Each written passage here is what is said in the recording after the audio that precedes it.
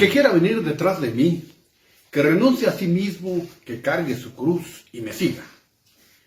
Renunciar, cargar y seguir. En estos tres verbos el Señor de la vida nos da las pistas para nuestro propio caminar. En estos tres verbos se resume el modo en cómo vivió el Hijo de Dios. Renunciar, cargar y seguir es una invitación a hacer de nuestra vida una donación y entrega. Obviamente, frases que quedarían incompletas e incómodas si no fuese por la mirada y el horizonte que el mismo Jesús le otorga al terminar diciendo: el que pierda su vida por mí y por la buena noticia la salvará.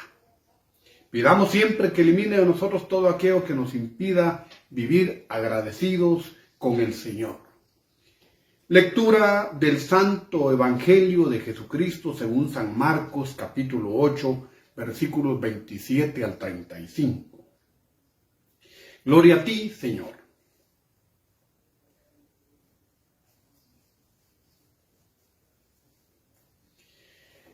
En aquel tiempo, Jesús y sus discípulos se dirigieron a los poblados de Cesarea de Filipo. Por el camino les hizo esta pregunta: ¿quién dice la gente que soy yo? Ellos le contestaron: algunos dicen que eres Juan el Bautista, otros que Elías y otros que alguno de los profetas. Entonces él les preguntó: ¿y ustedes quién dicen que soy yo? Pedro le respondió: tú eres el Mesías. Y él les ordenó que no se lo dijeran a nadie. Luego se puso a explicarles que era necesario que el Hijo del Hombre padeciera mucho, que fuera rechazado por los ancianos, los sumos sacerdotes y los escribas, que fuera entregado a la muerte y resucitara al tercer día. Todo esto lo dijo con entera claridad. Entonces Pedro se lo llevó aparte y trataba de disuadirlo. Jesús se volvió y mirando a sus discípulos reprendió a Pedro con estas palabras: apártate de mí, Satanás, porque tú no juzgas según Dios, sino según los hombres. Después llamó a la multitud y a sus discípulos y les dijo: el que quiera venir conmigo, que renuncie a sí mismo, que cargue su cruz y que me siga. Pues el que quiera salvar su vida, la perderá, pero el que pierda su vida por mí y por el Evangelio, la salvará. Palabra del Señor. Gloria a ti, Señor Jesús.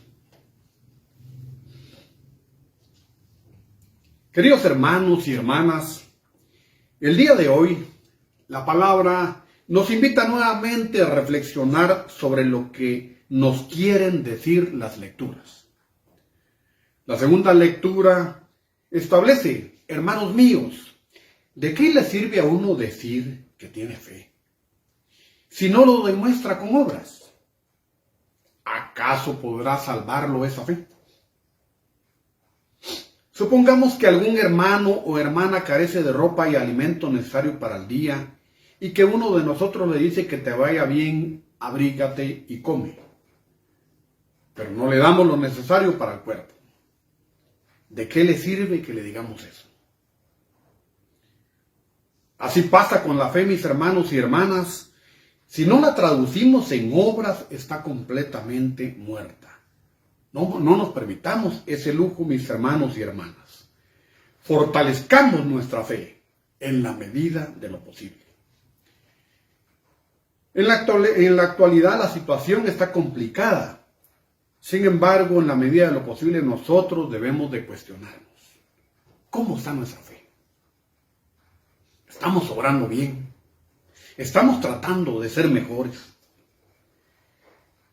Si estamos obrando bien, sabremos responder a la pregunta de Jesús: ¿quién dice la gente que soy yo?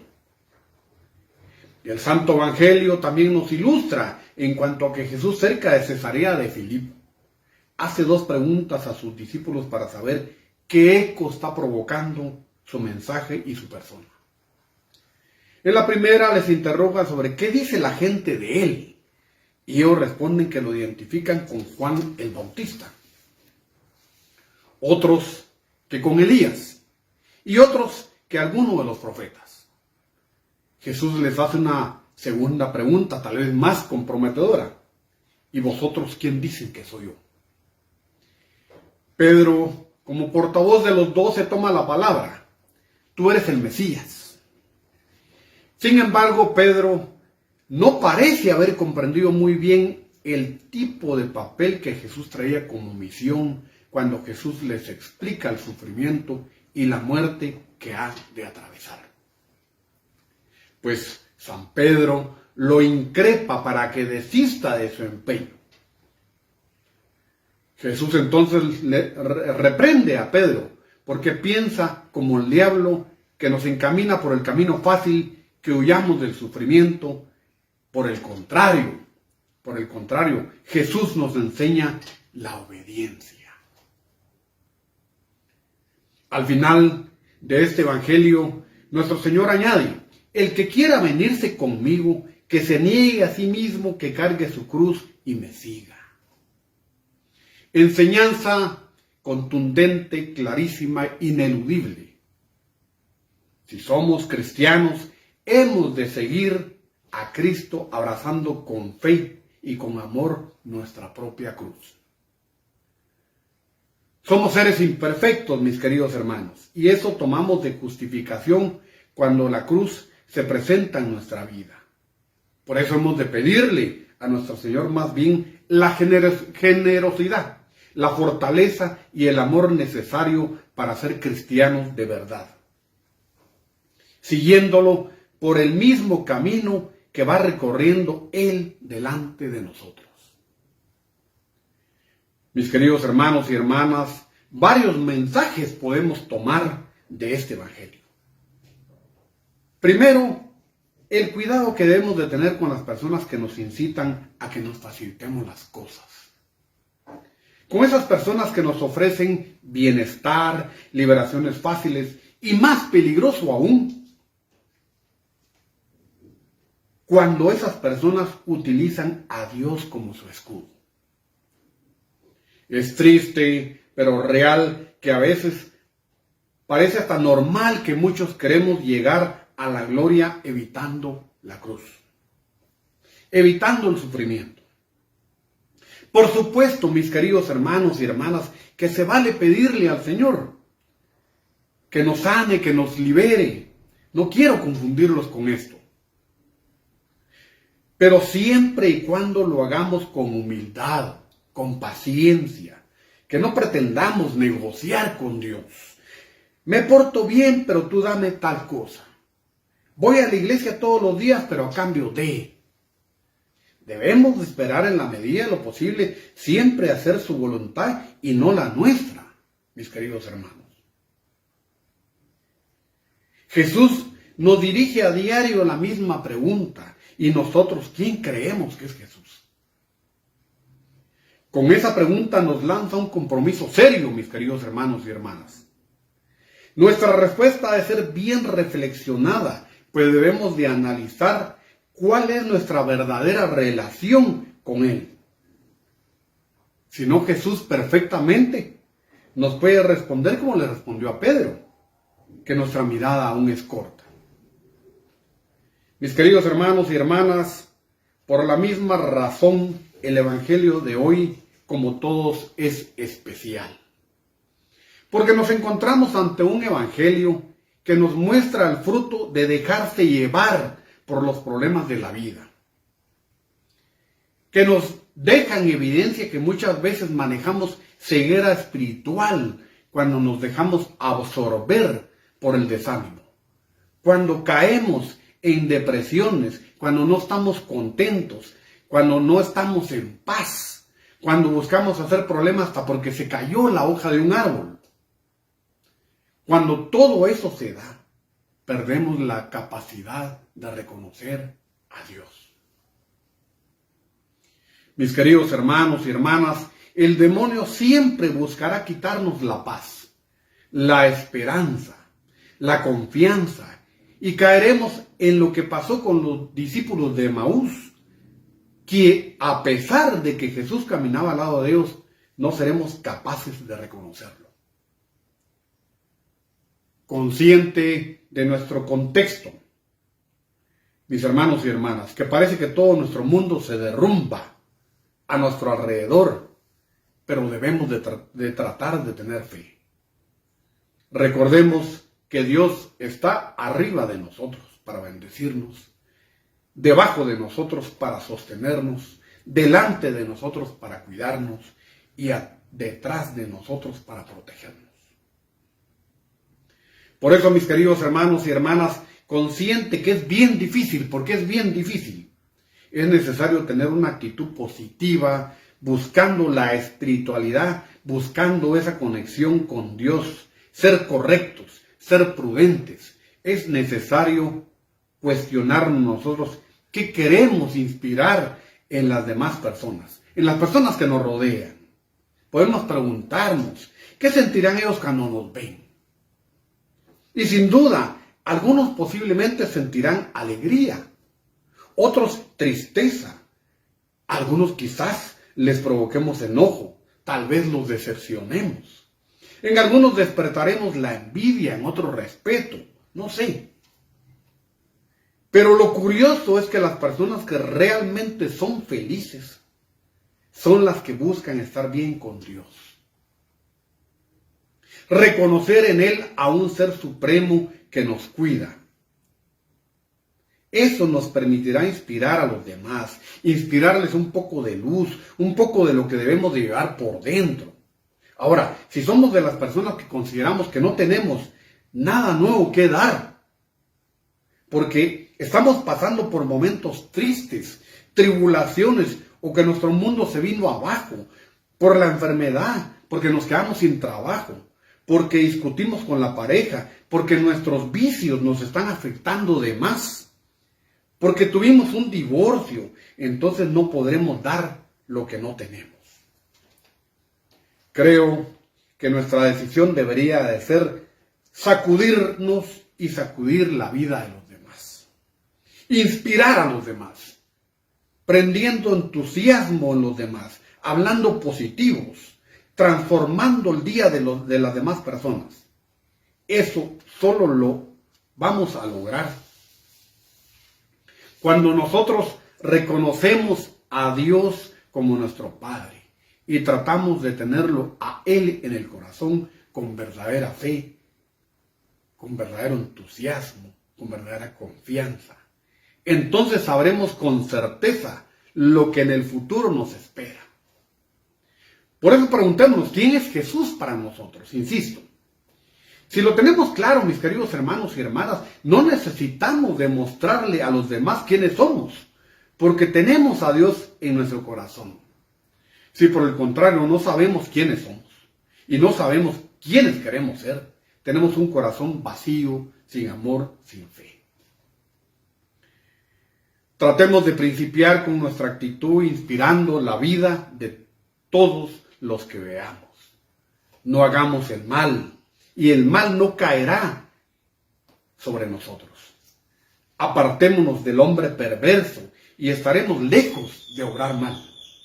No nos tengamos por justos delante de Dios, pues Él mira nuestro corazón.